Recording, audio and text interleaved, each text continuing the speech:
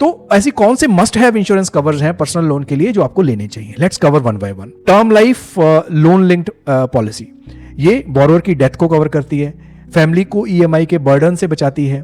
ये 3 से 5 साल तक का होता है और बहुत ही छोटा प्रीमियम होता है इसमें, वो हम कवर करेंगे भी कितना अप्रोक्सीमेट प्रीमियम हो सकता है। पर्सनल लोन एक्सीडेंट पॉलिसी, ये कभी डिसेबिलिटी हो जाए, परमानेंट पार्शियल डिसेबिलिटी, उससे इनकम तो पूरी रुक जाती है, फिर आप पर्सनल लोन का ईएमआई कैसे पे करेंगे? इट कवर्स दैट, और ये 5 साल तक की हो सकती है। Again the premium is extremely low.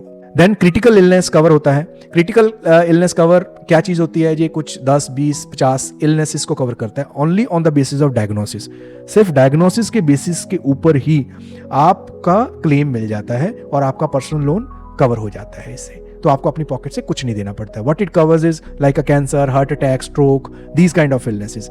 Income 6 से 12 महीने तक रुक सकता है, लेकिन आपका अगर ये कवर है तो आपको बिल्कुल टेंशन लेने की जरूरत नहीं है। इसका भी एक छोटा सा प्रीमियम होता है, देने के बाद आपको इसके लिए वरी फ्री हो सकते हो। हेल्थ इंश्योरेंस, मेडिक्लेम, कोई हॉस्पिटलाइज हुआ, पहले तो पर्सनल लोन लिया, उसकी ईएमआई जा रही है, वो हमने इसलिए लिया था because there was some reason to take the personal loan, लेकिन उसके साथ किसी की हॉस्पिटलाइजेशन हो गई तो वो अलग से एक एक्सपेंस आ गया, तो उस चक्कर में भी हमें अनदर एक्सपेंस आने से हमारे ऊपर बर्डन बढ़ जाता है, तो ये इसको कवर करता है। ये ऑप्शनल होता है, आप ले सकते हैं इस कवर को।